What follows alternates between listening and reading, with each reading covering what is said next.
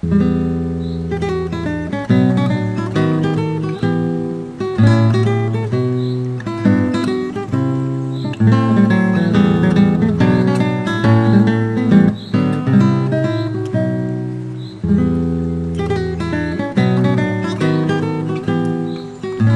histoire commence au Moyen Âge, vers 1450. À ce moment-là, la communauté d'Hyères s'étendait sur l'Accro, Carqueiranne et la Londe. Le bourg d'Hyères se situait sur la hauteur à l'intérieur de ses remparts. Autour, il n'y avait que champs et marécages. Le cours d'eau le plus proche était à plus d'1 kilomètre. C'est le Roubaud. Et il ne coulait qu'au moment des pluies. À 3 kilomètres à l'est, le moulin à farine le plus proche était situé sur le Gapot. Les ressources en eau des habitants étaient donc difficiles d'accès.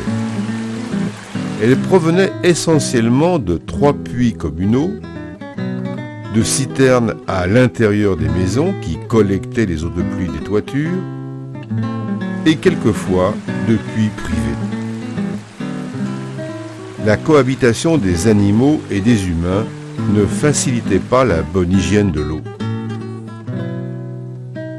C'est alors que vers 1450, sous les règnes du roi Louis XI et du bon roi René, Louis-Rudolphe de Liman, un notable d'Hyères, imagina de détourner partiellement les eaux du Gapot afin de les conduire jusque dans la ville, au pied de ses murailles. L'objectif était de faire tourner des moulins à farine et d'avoir de l'eau disponible pour les différents besoins de la population.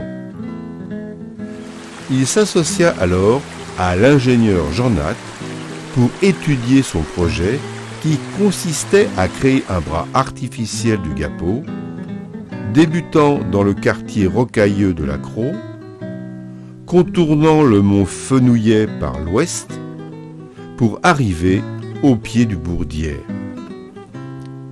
Après bien des palabres, le conseil de la communauté de la ville refusa de financer ce projet qu'il jugea irréalisable. Mais l'influence du roi René finit par forcer la décision. L'autorité locale, le viguier d'Hyères, proposa alors de conclure une convention avec Jean Natte comme maître d'œuvre et conducteur de l'eau. Les représentants de la communauté s'inclinèrent, c'était gagné. Mais laissons le Béal raconter son histoire.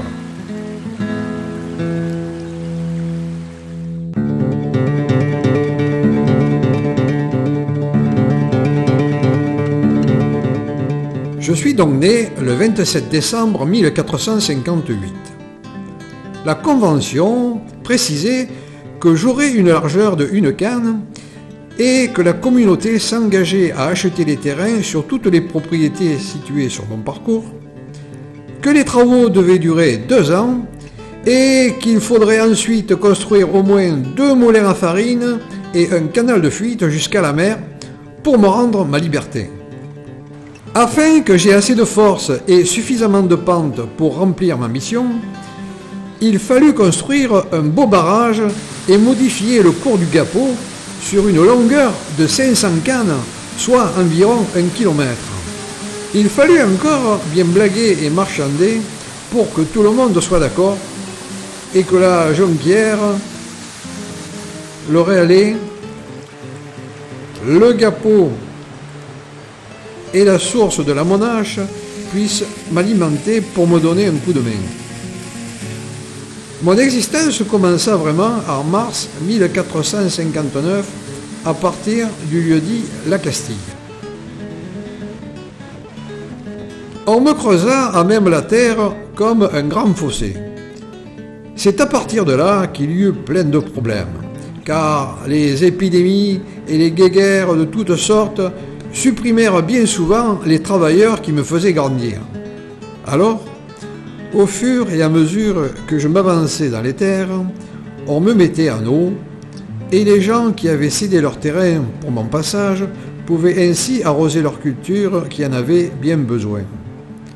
Cela permit aussi d'irriguer les terrains incultes jusque-là. Avec tous ces aléas, mon eau arriva au pied des remparts au bout de 20 ans au lieu de 2. Mon pauvre papa Jean-Nat mourut avant de voir son œuvre achevée.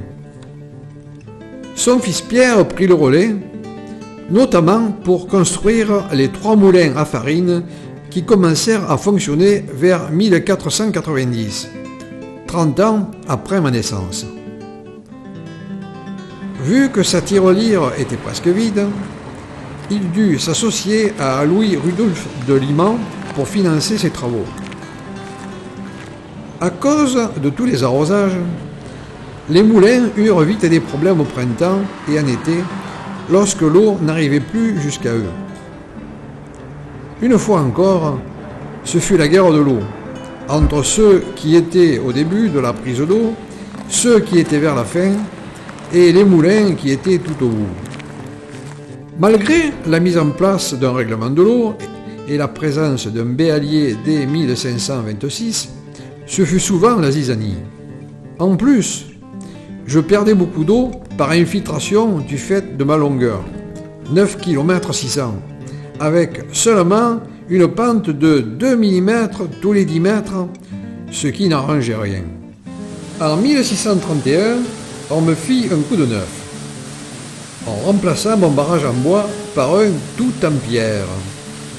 Pour limiter les fuites, on aménagea le fossé en terre avec de jolis pieds droits et un radier en maçonnerie. Ça me redonna la pêche et les moulins s'en trouvèrent bien mieux. Ah, j'ai oublié de vous dire, ils en profitèrent pour changer une partie de mon parcours entre les Maissonniers et les Goy-Fourniers. On me dévia pour me faire passer tout en hauteur sur des petites arches qui donnèrent probablement le nom des arquets aux lieux environnants. Ce fut bien sympa d'être mis en valeur comme ça. À partir de là, le temps passa doucement. Je transportais mon eau un peu à tout le monde, à ceux que l'on appelle les ayants droit. Ceux-là avaient le droit à leur expansière, une vanne murale dont la taille était proportionnelle à l'espace à irriguer. Ceux qui n'y avaient pas droit venaient de temps en temps me faire des misères en faisant des trous dans mes parois. Quand le béalier s'en apercevait, il rebouchait mes trous, et puis ça a recommencé. Chacun jouait au chat et à la souris. Toutes les années, en principe, on me faisait une petite toilette pour me débarrasser de la vase qui se déposait sur mon radier, ainsi que des algues vertes qui dansaient avec mon courant.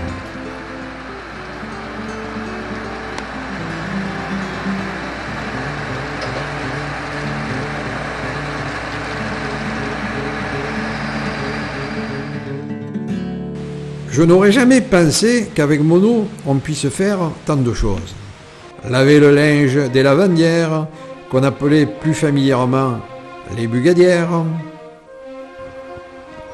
arroser et faire vivre champs et jardins, faire tourner les roues des moulins, fournir de l'eau à boire pour tous les animaux et les habitants, servir à la fabrication du savon et bien d'autres choses encore. Hélas, transporter aussi beaucoup de cochonneries dont les gens se débarrassaient. Eh oui, les mauvaises habitudes perdurent toujours. Enfin, je rejoignais mon copain le Roubaud un peu plus bas et ensemble, nous allions rendre visite à notre ami l'étang du Pesquier. Là, nous nous dispersions dans les eaux saumâtres au beau milieu des poissons. Le temps passa encore et les moulins commencèrent à se fatiguer et à tomber malades. Ils furent soignés de temps en temps, mais le développement de la minoterie finit par les tuer pour de bon. Ils moururent tous les trois, les uns après les autres, vers 1880. Quant à moi, malgré mes 5 siècles passés, je tiens toujours le coup avec un nettoyage par-ci, un rafistolage par-là. Mon activité a changé. Je sers toujours à arroser des propriétés agricoles avec mes expansiers, mais il y a de plus en plus de tuyaux qui trempouillent dans mon eau pour arroser les mini-jardins des lotissements. Mon gros problème à ce jour, ce sont les eaux pluviales. Pratiquement tout ce qui se trouve sur mon parcours se déverse dans mon lit et lors des orages, j'arrive au débit maximum que je peux supporter. Quelques vidanges sur mon parcours me soulagent un peu, mais ce n'est qu'un palliatif. Quand j'entends dire quelquefois que je ne sers plus à rien, cela me fait sourire. Venez me rendre visite. Vous savez, je suis un peu partout. À la Castille, un peu plus loin dans la Crau, au moulin de la Panouche,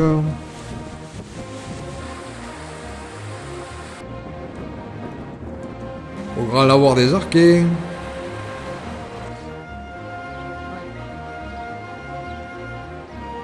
au Rue Fournier, à Gavary, et puis ailleurs, à Saint-Gervais, à la Baillore, à la Poterie, à la rue de Liman, où il y avait mon moulin d'entrée qui était le premier. Ensuite, je disparais sous la ville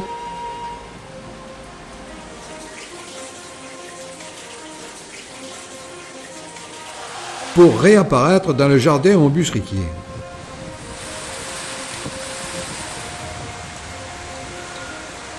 Enfin, je rejoins le robot et ensemble, nous atteignons la mer à l'Égade. Vous verrez qu'en suivant mon cours, vous rencontrerez des curiosités insoupçonnées. Au revoir les amis, à bientôt et n'oubliez pas, je fais partie de votre patrimoine.